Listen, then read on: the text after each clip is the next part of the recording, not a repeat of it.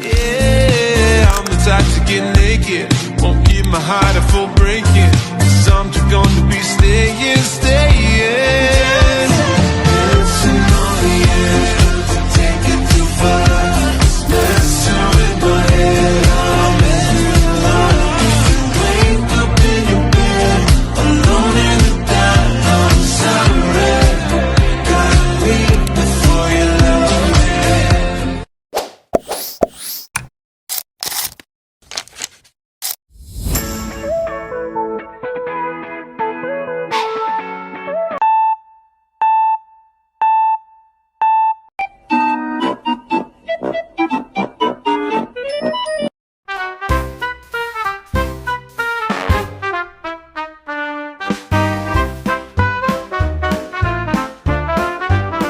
End of flashback.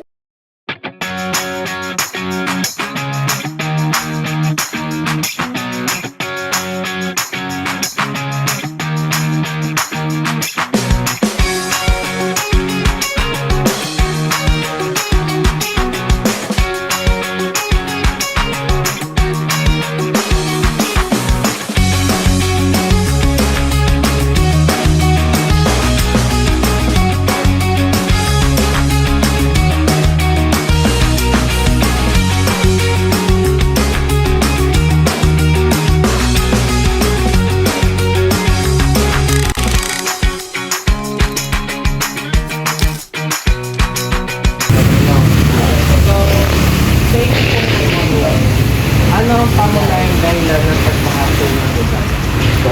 Pupunta ng tubig kasi di ba depende kasi kaya nagbabaka magpababa yung lugar, di ba? Tapos siyempre wala nang parado, yan nagbabaka.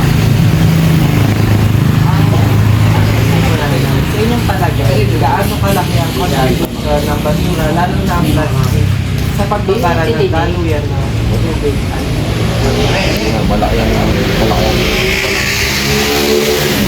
dahil mga kanal ay iba, pag maraming basura siyempre saka ang mga tao dito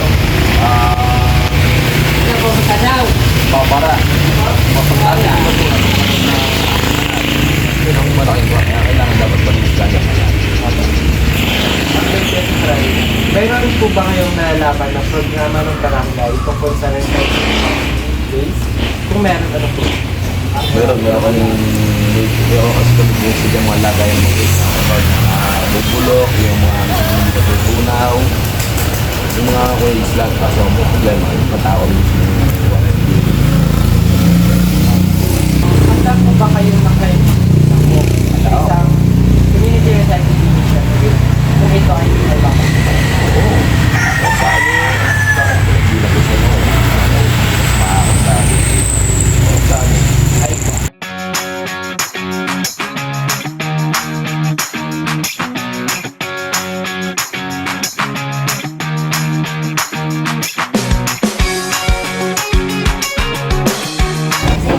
Sa inyo pong opinion, ano po ang pangunahing dahilan ng pagkain?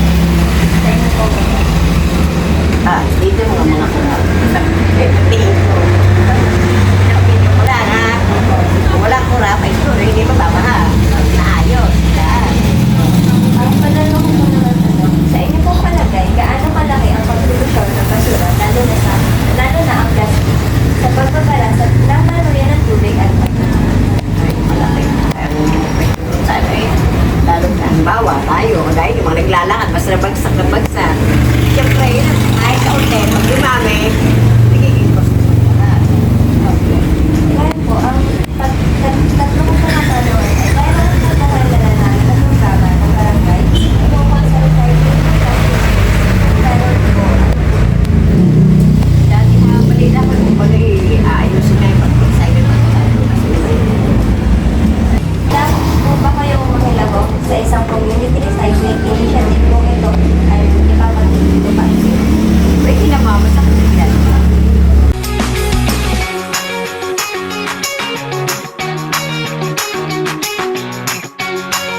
Sa inyo pong opinion, ano po ang pangunahing dahilan ng pagbaha sa inyong lugar?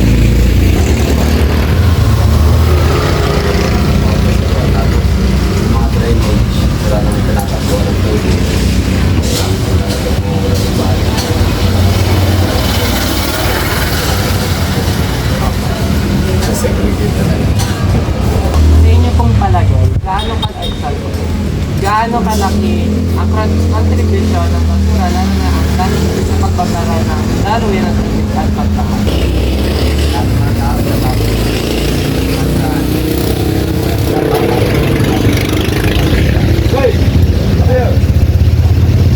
Meron po ba kayong nalalaman na programa ng barangay tungkol sa recycling ng plastic waste? Kung meron, ano po? Meron naman, ang totally ang government ng Dalawa City. Nakabukod yung mga landas.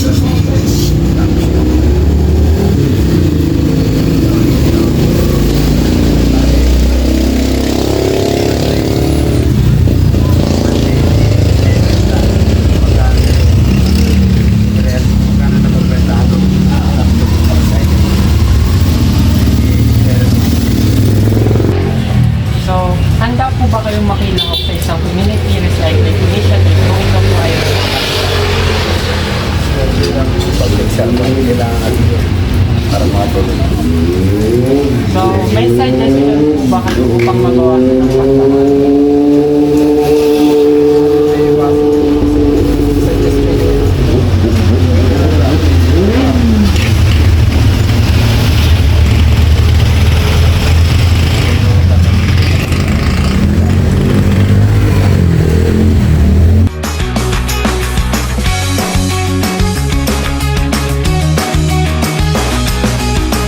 Yung inyong thinking at yung purpose nyo na malinis, kasi it is also one kind of decluttering. Pag natanggal mo ang mga basura, nagbibigyan ka ng unti-unti. Ay di ganon, ang masasabi ko sa'yo, maganda kung kami mabibigyan, pero hindi namin agad inaano yung, ina-entertain yung ano na, kukuha, magkakaroon kami. Dahil lang nang nasa mindset namin, kailangan namin gawa ng ganon. Maganda yon. Meron kang pagkikitaan, ang barangay. Meron ding tulong na magagawa dahil lang maglilinis ka ng palibot mo. Pero iho, ang number one nating magiging problema dyan ay yung paglalagyan. It is always the first thing na dapat maisip natin, saan ba pwedeng ilagay? Kasi dito, masisela ng tao ngayon dahil may mga batas na tayong pambarangay, bawal ang magsilab. Kahit kaunti lang na branches. Pag may nakita, sunod-sunod ang tawag sa amin. Punta kayo sa zone 6, ganito. Nagsusunog ng goma, dito nagsusunog ng ano, hinahapo ang apo ko. Mga ganong-ganong bagay. Ay, more power yan kasi may chemicals yan. It will not run, hindi ang walang chemicals. Kasi lagi may chemicals. So, yan dapat sa isolated place o kaya sa place na secured at saka with permission ng ating national or local government. Laging ganon. Ano, pwede rin mong maglagay niya sa barangay provided na maayos ang facilities. Oo, pero sa aming barangay, I think hindi pa. Kasi ilan ng problema namin dito sa baha. Saan pa namin ilalagay yan pati? Wala, ito nga, donation lang. Pero maybe in the near future, pwede yan. Siguro pag engineer na kayo, malay hindi na. So, ang last po namin ay, handa po ba kayo, parang nasagot niya naman po ito, pero itatanong na lang dito. Handa po ba kayong makilahok sa isang community recycling initiative kung ito ay mapapatupad? Oo, basta yan ay duly permitted by our city mayor. Kasi basta walang permission ni mayor at ng aming disaster, ng aming kung anong agency ng pamahalaan nakakasakop dyan, ay pwede naman, why not? Para sa progress and development, ano? Pero for now, talagang hindi pa. Oo, we're not yet ready. Ang pinaghahandaan natin ngayon, yung mga paparating na calamities, ay na nakakatakot. Pero talagang importante rin ang talagang malinis ang aming stay away from plastic. Ngayon matitigas ng ulo ng mga tao ngayon.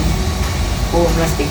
Kung opinion, anong ang pangunahing dahilan ng pagbaha sa inyong lugar? Ang talagang ang pagbaha ay, ang root cause niyan ay ang mga baradong kanal.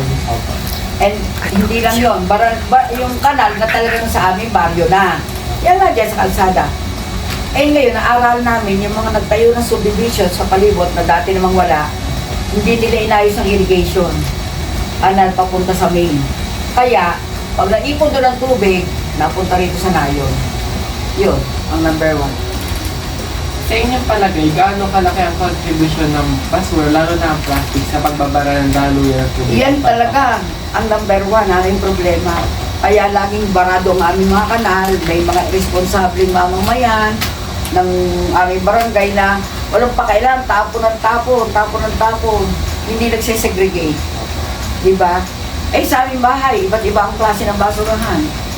Bahay pa lang yan ha. Dito, ini-implement ko rin. Huwag kayo maglalagay ng plastic dyan sa ano kasi mamaya itatapon yan, manlalaglag yan. O, babara na naman yan. Oo. Ano lang yun. So, mayroon po ba kayong nalalaman na programa ng barangay tungkol sa recycling ng plastic waste? Kung meron, ano po? Meron lang kami, hindi pa kami recycle. Nag-iipon lang kami at ibinebenta namin sa junk shop. At ang kinikita doon ay di pondo namin. O, pangbili ng mga gamit sa barangay. Halimbawa, kung kami nakaipon ng 2,000, out of that, halimbawa, kami may mga pampintura ng fence, mga ganyan lang. Yun pa lang naman. Kung magkakaroon po ng makina or machine na kayang i-recycle ang mga plastic waste at gawin kapag-habang mali ang mga plastic, sa tingin nyo, makakatulong po ba ito sa pagbawas ng baha? Makakatulong po talagang nasa tama. Para namapunta sa mga kanal na para hindi bumara yung mga basura kung magkakaroon ng mga recycling mas makakatulong.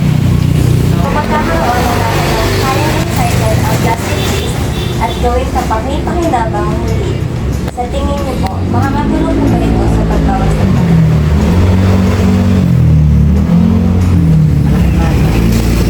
Kasi ang plastic hindi pa natutunaw eh, no? Kaya bumabara. Makakatulong. Kung magkakaroon po ng machine na kayang i-recycle ang plastic waste at gawing pakipakinabang muli, sa tingin niyo po, makakatulong na ba ito sa pagbawas ng baha?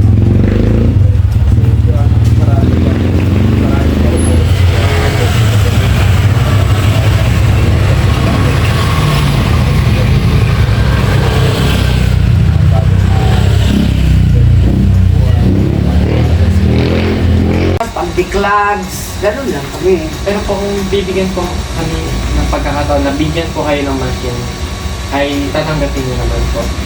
It depends upon. Kasi kung hindi naman siya magiging yung sabihin ko hindi rin namin magagamit dahil lang unang-una, kulang kayo kami sa kaalaman tungkol dyan. Saan namin ilalagay, meron ba kami maglalagyan? Yun ang number 1. Hindi po pwedeng basta ilagay lang yan dahil yan ay may smoke. Yan ay makakasira sa ating ozone layer. At isa pa, ang mga maaamoy mo dyan, ang gagaling sa paggagawa niyan, baka ireklamo kami ng mga nasa palibot. Ano?